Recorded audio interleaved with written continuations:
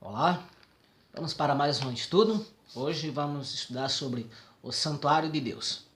Aqui no livro de Êxodo, capítulo 25 e o verso 8 e 9, nós encontramos uma ordem que Deus deu para Moisés. Então vamos ver que ordem foi essa. E me farão um santuário para que eu possa habitar no meio deles, segundo tudo o que te foi mostrado, para modelo do santuário e para modelo de todos os móveis, assim mesmo fareis. Então aqui nós vemos Deus pedindo para Moisés fazer um santuário. Essa situação aqui era aquele momento em que Moisés estava no deserto com o povo, havia tirado o povo lá do Egito e agora estava pelo deserto. E Deus pediu que Moisés construísse um santuário para ele. Não que Deus esteja limitado a um edifício humano. A construção de um santuário proporcionava o centro visível para o verdadeiro culto, servindo como uma manifestação da presença de Deus, como uma demonstração do plano da salvação e um antídoto contra a adoração pagã. Na ocasião, Deus mostrou a Moisés um modelo do verdadeiro tabernáculo que existia no céu. E dessa forma, o santuário terrestre era uma cópia adaptada da realidade celestial que deveria representar os diversos aspectos do ministério de Cristo em favor da humanidade perdida. O povo passou mais de 400 anos ali sendo como escravo no Egito. E muitos ali talvez nunca tivessem ouvido falar do verdadeiro Deus. Não conhecia outra forma de adoração, não conhecia outro templo. Estava acostumado apenas a ver aquele único modelo de adoração, a imagens, a escultura.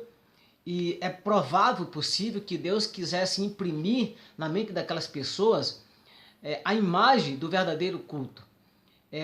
Como era a verdadeira adoração, quais eram os móveis de um verdadeiro templo, do verdadeiro templo.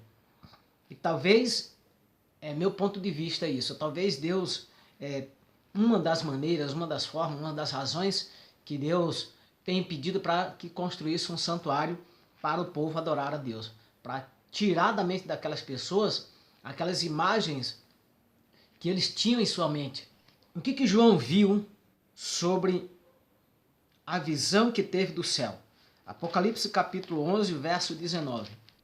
Abriu-se então o santuário de Deus, que se acha no céu, e foi vista a arca da aliança no seu santuário, e sobrevieram relâmpagos, vozes, trovões, terremoto e grande saraiva. Então João, quando ele teve uma das visões, ele viu o santuário de Deus lá no céu. E no santuário ele viu a arca da aliança. Isso é muito importante, queridos. Que móveis havia no santuário terrestre? Nós acabamos de ler um texto em que João viu a arca da aliança no santuário celeste. A arca era um dos móveis existentes no santuário. Quais eram os móveis que havia no santuário? Êxodo capítulo 31, o verso 7 a 9. E assim nos diz a palavra do Senhor. A tenda da congregação e a arca do testemunho propiciatório que está por cima dela, e todos os pertences da tenda, e a mesa com os seus utensílios, e o candelabro de ouro puro, com todos os seus utensílios, e o altar de incenso. O altar do holocausto, com todos os seus utensílios, e a bacia com seu suporte. Então, imagine agora, numa linguagem bem do nosso tempo. Imagina uma casa com 2 cômodos e um quintal bem grande. No quintal ficava o altar de sacrifício e a bacia com água. Era ali no altar que era sacrificado o cordeiro. A pessoa que se arrependia dos seus pecados e pela fé aceitava o sacrifício futuro de Cristo, então essa pessoa levava o cordeiro até ali, o sacerdote cortava o pescoço do cordeiro, colocava aquele cordeiro em cima do altar e ali sacrificava, queimava aquele cordeiro e aquela fumaça subia como um cheiro suave e agradável ao Senhor. O cordeiro era o símbolo de Cristo, representava Jesus Cristo que um dia viria a este mundo morrer pelos nossos pecados. A bacia com água representava o batismo, o Espírito Santo e a palavra de Deus. Então o sacerdote matava o cordeiro e colhia um pouco do sangue do cordeiro para levar lá dentro do primeiro cômodo, que era o lugar santo. Porém, antes ele lavava suas mãos, tá? Antes de exercer o sacrifício, ele lavava suas mãos para começar todo o ritual. E depois ele entrava no primeiro cômodo, que é o lugar santo, certo? Então, dentro do primeiro cômodo, que era o lugar santo, à direita ficava a mesa com os pães, com 12 pães feitos de flor de farinha. Os pães representam Jesus Cristo, o pão da vida. No lado esquerdo ficava o candelabro com 7 lâmpadas acesas continuamente. E João viu esse candelabro também lá no céu. O candelabro com 7 lâmpadas ardendo diante do trono de Deus e Jesus no meio com 7 candeeiros, na visão de João. O próprio Jesus disse que ele é a luz do mundo. Diante do véu, ou seja, havia uma cortina, na Bíblia chamada de véu, dividindo os dois compartimentos, os dois cômodos. E bem ali, diante do véu, tá? Diante da cortina, ficava o altar de incenso. Era ali que o sacerdote pegava um pouco daquele sangue que ele pegou do cordeiro quando sacrificou, derramava aquele sangue na base do altar, tá? O altar tinha 4 pontas e ele pegava um pouco daquele sangue, melava o dedo e passava nas pontas, nas 4 pontas do altar, e o restante ele jogava na base do altar. Isso simbolizava as orações feitas em favor do pecador arrependido. João também viu um altar de ouro diante do trono de Deus lá no céu.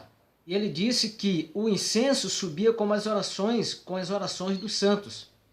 No lugar santíssimo, ou seja, no segundo cômodo, segundo compartimento, que era o mais sagrado, chamado de Santíssimo ou Santo dos Santos, ali ficava a Arca da Aliança, tá? Uma caixa feita de madeira que Deus mandou fazer, toda coberta de ouro, com 2 anjos feitos de puro ouro em cima da tampa, virados um para o outro, olhando um para o outro com cabeça baixa, certo? Simbolizando reverência a Deus.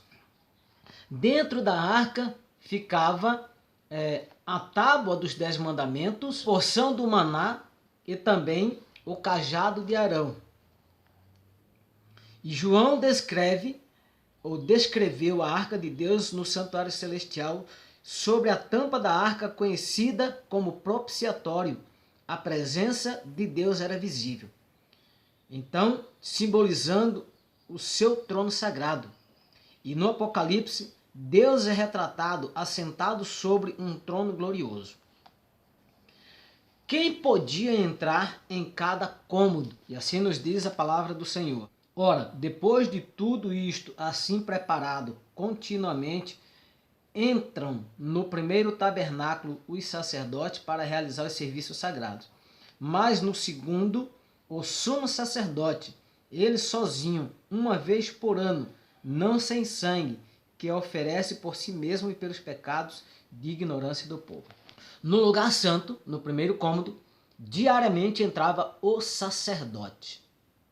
E no lugar santíssimo, no segundo cômodo, uma vez por ano, entrava o sumo sacerdote. O que os sacerdotes faziam diariamente no pátio? Êxodo capítulo 29, verso 38 a 42. Diz a palavra do Senhor: Isto é o que oferecerás sobre o altar, 2 cordeiros de 1 ano cada dia continuamente. Um cordeiro oferecerás pela manhã e outro ao pôr do sol. Com um cordeiro, a 10ª parte de um efa de flor de farinha, amassada com a 4ª parte de um hin de azeite batido, e para a libação, a 4ª parte de um hin de vinho. O outro cordeiro oferecerás ao pôr do sol como oferta de manjares, e a libação como de manhã de aroma agradável, oferta queimada ao Senhor. Este será o holocausto contínuo por vossas gerações, à porta da tenda da congregação, perante o Senhor, onde vos encontrarei para falar contigo. Então, o sacerdote tinha esse serviço diário. Todos os dias, de manhã e de tarde, sacrificar um cordeiro. O sacrifício diário, conhecido também como sacrifício contínuo, era realizado diariamente no pátio, no quintal, por assim dizer, né? Numa linguagem bem popular para nós. Significando a constante disposição de Cristo em perdoar os pecados.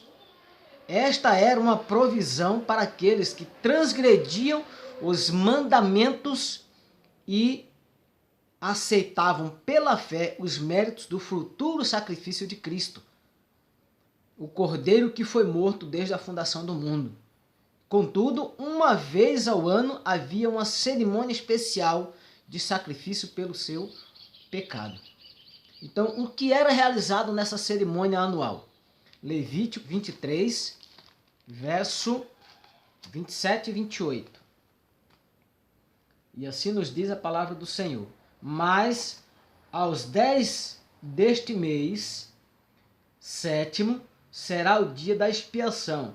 Tereis santa convocação e afligireis a vossa alma. Trareis oferta queimada ao Senhor. Nesse mesmo dia, nenhuma obra fareis, porque é o dia da expiação, para fazer expiação por vós diante do Senhor vosso Deus. Então, uma vez por ano, no 10º dia do 7º mês, era feita essa cerimônia. Era conhecido como o dia do Yom Kippur. Este dia representa o dia do juízo de Deus. Então, ali no santuário terrestre, havia 2 serviços, o serviço diário e o serviço anual. No serviço diário, era feito através do sacerdote. E no serviço anual, era feito pelo sumo sacerdote. Durante o ano, no lugar santo, os sacerdotes e o sumo sacerdote ofereciam sacrifício diário para expiar ou para perdoar. Certo? A palavra expiar significa perdoar. Expiação, perdão. Os pecados do povo.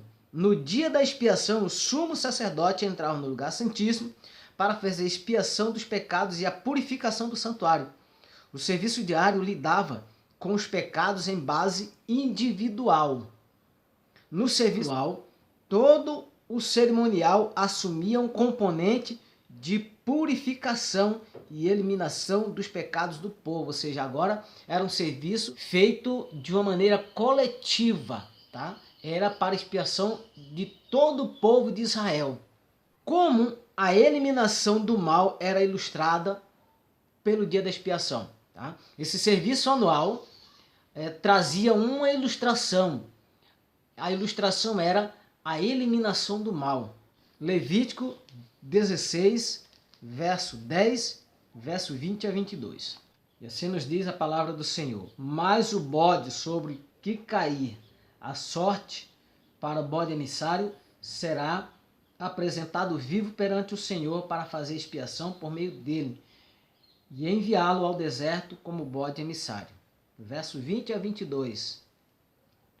Havendo, pois, acabado de fazer expiação pelo santuário, pela tenda da congregação e pelo altar, então fará chegar o bode vivo. Arão porá ambas as mãos sobre a cabeça do bode vivo, e sobre ele confessará todas as iniquidades dos filhos de Israel, todas as suas transgressões e todos os seus pecados, e os porá sobre a cabeça do bode, e enviá-lo-á ao deserto pela mão de um homem à disposição para isso. Assim, aquele bode levará sobre si todas as iniquidades deles para a terra solitária, e o homem soltará o bode no deserto. Então, no dia da expiação, eram oferecidos 2 bodes. Tá? Um bode era oferecido ao Senhor, era sacrificado, era queimado, tá? Era feita a expiação pelo povo. Depois de ter sido feito esse ritual, o outro bode vivo, tá, recebia simbolicamente todos os pecados da nação. Então Arão colocava as mãos sobre aquele bode, orava e simbolicamente os pecados do povo eram transferidos para aquele bode. Aquele bode agora era levado ao deserto e deixado lá para morrer. Qual é o simbolismo nisto aqui? O que representa? O bode que morreu representava Jesus Cristo. E o bode que ficou vivo e foi levado para o deserto representava agora Satanás, certo? Que é o originador do pecado. Então, todo o pecado da nação de todos os tempos vai recair sobre Satanás. Assim, era feito o ritual da expiação. E atente para um detalhe, queridos. Essa é uma mensagem muito importante. Sabe por quê? Porque é o seguinte, a Bíblia diz que o salário do pecado é a morte. Romanos 6, 23. A Bíblia também nos diz que quando nós confessamos os nossos pecados, quando nos arrependemos, Deus lança os nossos pecados na profundeza do mar. Está ali, tá? Os pecados estão lá. Mas alguém precisa pagar por aqueles pecados. Não é verdade? Está lá, mas precisa ser pago. Então o que acontece? Para cada pessoa que for salva, os pecados daquela pessoa vai recair sobre Satanás. E para cada pessoa que se perder, os pecados dela recairá sobre ela mesma. Ela vai responder por seus pecados. Então é por isso, queridos, que Satanás luta com tanta força para tirar os cristãos do caminho da salvação. Porque cada cristão que ele conseguir levar à perdição, ele vai se livrar de responder pelos pecados daquela pessoa. Então tome cuidado, queridos. Tome muito cuidado. Não se deixe enganar. Não perca a sua salvação por nada neste mundo. Se agarre com força e com fé à mão do Deus Todo-Poderoso que morreu para te salvar. Então era dessa forma que a eliminação do mal era ilustrada no dia da expiação, através daqueles dois bodes, certo? Então quando Cristo voltar, como eu já falei, os pecados de todas as nações, de todos os tempos, recairá sobre Satanás. Ele irá responder pelos pecados que fez cada ser humano cometer. O que o cerimonial do santuário terrestre representava? Hebreus capítulo 8, verso 4 e 5. Havia uma representação em todo aquele serviço que era feito no santuário terrestre.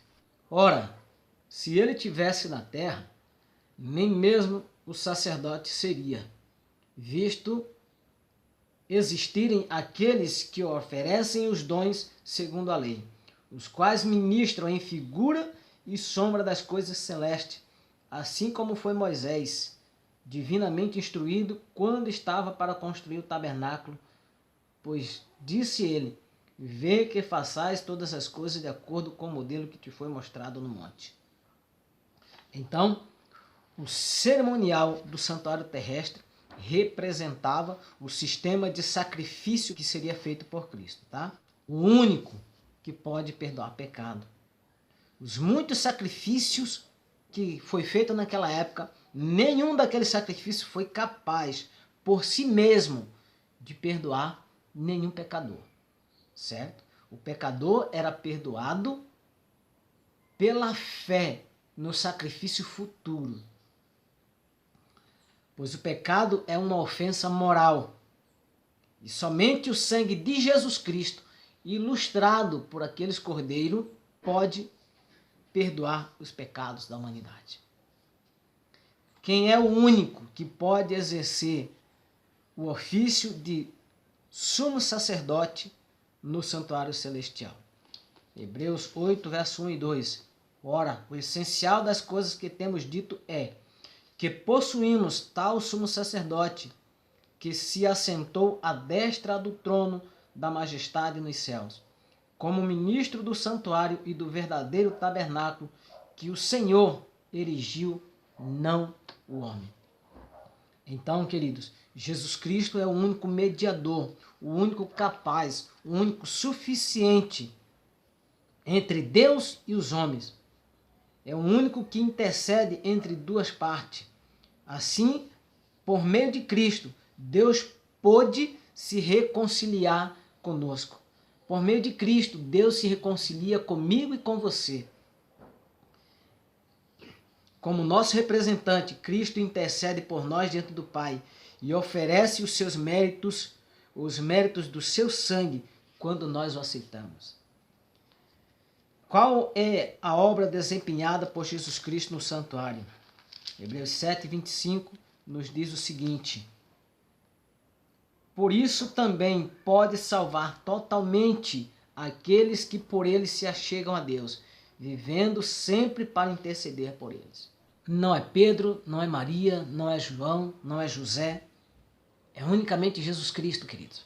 Jesus Cristo é o único que pode salvar, é o único que intercede por mim e por você. O que ocorrerá quando o ministério intercessor de Cristo no santuário celeste encerrar?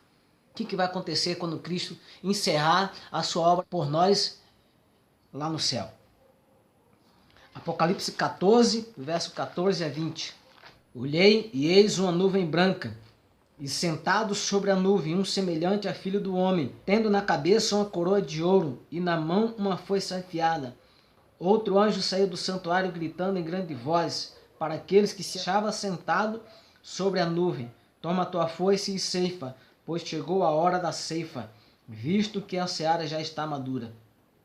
E aquele que estava sentado sobre a nuvem passou a sua foice sobre a terra, e a terra foi ceifada. Então saiu do santuário, que se encontra no céu, outro anjo, tendo ele mesmo também uma foice afiada. Saiu ainda outro anjo, aquele que tem autoridade sobre o fogo, e falou em grande voz ao que tinha a foice afiada, dizendo: toma a tua foice afiada e ajunta os cachos da videira da terra, porquanto as suas uvas já estão amadurecidas. Então o anjo passou a sua foice na terra e vidimou a videira da terra e lançou-a num grande lagar da cólera de Deus. E o lagar foi pisado fora da cidade, e correu sangue do lagar até aos freios dos cavalos, numa extensão de 1.600 estádios. Haverá a colheita, queridos. É o momento da colheita. É o momento em que Deus irá separar salvos e perdidos, fiéis e infiéis, santos e pecadores. Ele virá à terra para fazer a sua colheita, queridos. A colheita do seu povo, daqueles que viveram fiéis à sua palavra, daqueles que lhes foram obedientes, daqueles que não renunciaram por nada à sua fé. Ele também irá trazer a retribuição aos ímpios pelas suas más escolhas. Isso é simbolizado pela imagem das uvas. O anjo lançou, passou a foice, cortou e lançou no lagar da cólera de Deus. Então, queridos, é o momento de nos arrependermos. É o momento de confessar os nossos pecados. O momento de aceitar pela fé o sacrifício de Cristo Jesus feito lá na cruz do Calvário. É o momento de abandonar as coisas, os prazeres deste mundo. É o momento de nos segurarmos na mão de Jesus Cristo pela fé. Gostaria você de fazer isso agora? Se esse é o desejo do seu coração, eu convido você a orar comigo neste momento e entregar o seu coração a Jesus Cristo. Grande Deus e Pai que está nos céus, obrigado, Senhor, por teu sacrifício, ó Deus. Obrigado porque neste momento o Senhor está intercedendo por mim, intercedendo por esta pessoa que acaba de assistir este vídeo, que acaba de estudar a Tua Palavra, Senhor, através desse vídeo. Eu oro, Senhor, em nome de Jesus Cristo, ó Pai, que o Senhor perdoe os nossos pecados, que o Senhor, ó Deus, nos tome pela Tua mão poderosa, que o Senhor nos guarde, nos livre de todo mal, que o Senhor também, Senhor, nos proteja dos ataques de Satanás, ó Deus. Oramos pela fé no sangue purificador de Cristo Jesus. Amém, Senhor. Um abraço, Deus abençoe você e até o próximo estudo que será sobre a Igreja de Deus. Deus tem igreja? Tem.